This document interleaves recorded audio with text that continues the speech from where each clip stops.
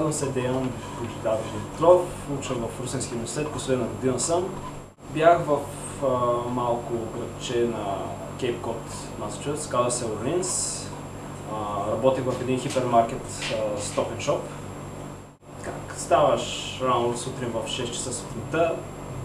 По принцип аз бях на две работи. Работех на втората си работа сутринта, в супермаркета работех вечер, в 4 часа.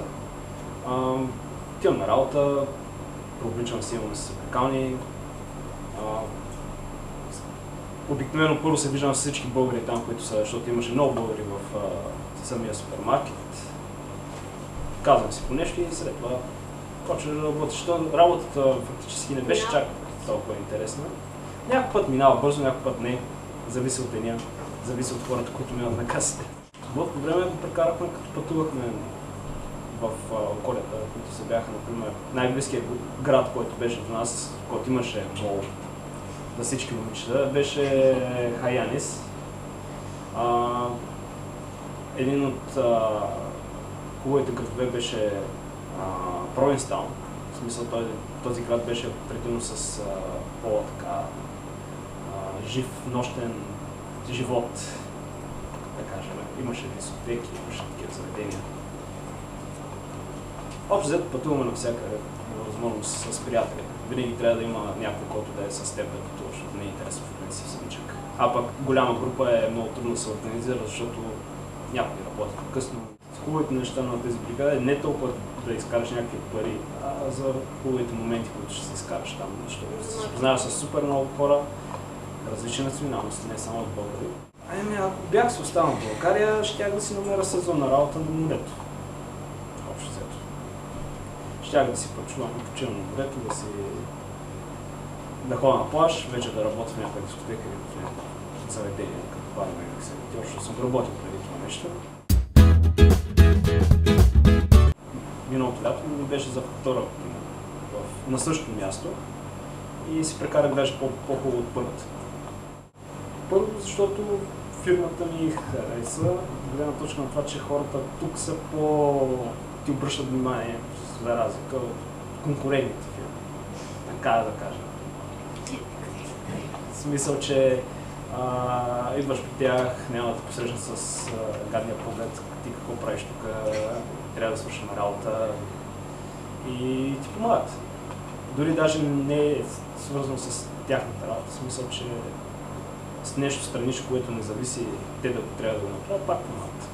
Последното лято, като ходихме на екскурзия до Ню Йорк, Вашингтон, Ниагара, ходихме за 5 дни, обиколихме тези места. Беше набързо, но видяхме супер много неща, бяхме до хубава компания там, прекарахме си много добре. Мисля, самата компания направи да се прекараме. Не толкова до нещата, които видяхме, защото, например, Ниагара не е чак толкова голям, колкото в принцип ги дават във филмите. Само това мога да кажа. И иначе на Empire State Building, като се почихме отгоре и видяхме Ню Йорк, беше много яко. В смисъл, като гледаше само сгради навсякъде и просто много яко усещане. Ще бих препоръчал програмата не до това, както казах, не до това, че трябва да изкарат някакви пари, защото парите ще си дадеш лятото или ще ги изкарчиш за 4 месеца и това е. Но това, че създаваш много приятели, преживяването е уникално. В смисъл, виждаш нов свят, виждаш как живеят другите страни, особено виждаш нещата, които по принцип ги виждаш само във филмите, на живо. И просто прекарването е хубаво, не това, че ще изкараш там една трицифрена сума. 4-цифрена сума пари или нещо такова. Не всеки човек може да види, например, съд от близо и съдията от близо и да си говори и съдията само да му обясниш какво става на въпрос. Ама ти си притеснен до такава степен, че не мога да обясниш на английски какво става на въпрос. Човек да каже, да, разбрахте, окей, не си виновен и това е да те пусне. Самият трафик беше огромен и голяма колона с автомобили и точно когато вече минахме самото кръстовище, като влязах вътре в кръстовището, И по принцип един светофар беше бутнат. В смисъл, предишната вече някой е минал там и го е бутнал. И нямаше предупредителни знаци, нямаше нищо. И колата, която беше пред мен, завиваше наляво. И тя беше огромна, защото те американците карат огромни джипове.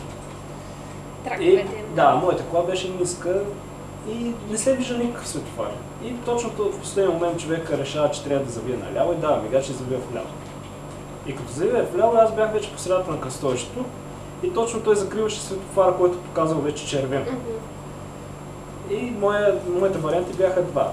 Или да продължа, или да остана на посредата на кръстовището. И аз продължих, защото нямаше смисъл да останеше пречен на движението. И на следващия светофар спирам, защото беше червено, и гледам отзад полицията. И човека ми прави така, спри някъде. И аз спирам и той полицая, вместо да е учтив към мен и да каже да, покажете си документи, каза ти така ще се караш в твоята страна. Явно е разбрал, че съм чужденец и това. И аз викам добре.